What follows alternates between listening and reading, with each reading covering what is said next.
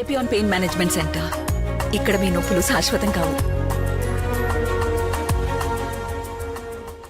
Avascular necrosis of hip bone. Are you someone who is suffering with hip joint pain and it started post-COVID? Then my dear friends, you need to get yourself checked. I am your Dr.Minal Chandra, co-founder of Epione Pain Management Center. These days, post-COVID, lot of young males are coming to me around 25 to 30 years of age, coming with pain and stiffness in the hip joint, and they are unable to do their daily activities like sitting on the floor or squatting. They have a continuous nagging stiffness or pain in the hip joint. This could be because of avascular necrosis of hip joint. Now, what is avascular necrosis of hip joint?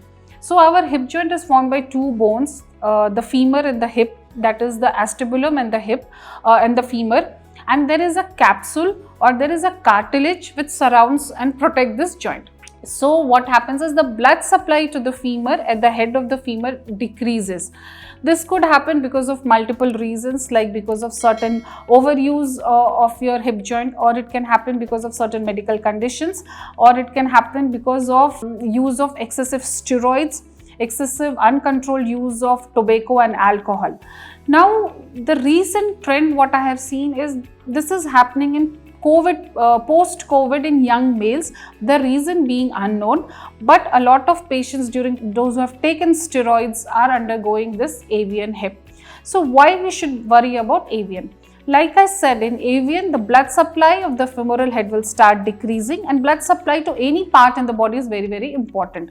Once this blood supply starts decreasing, there is a damage and your bone starts damaging. The cartilage which was protecting the joint starts to degenerate, and then it starts to damage the joint. The fluid which was very protective and was giving cushion to the joint is also decreased. This may lead to pain, stiffness and restriction of your hip joint. So what is the treatment?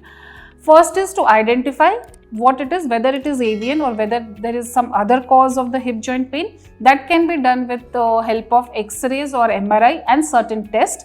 And once the AVN has been confirmed, then you can opt for something called as regenerative therapy, plasma therapy, cell therapy or stem cell therapy. These are done with the injection using patient's own blood, and it's a minimally invasive procedure where it will take around 15 to 20 minutes to inject wherever there is damage, so that whatever damages happen can recover back and you will never need to go for any kind of surgery in future.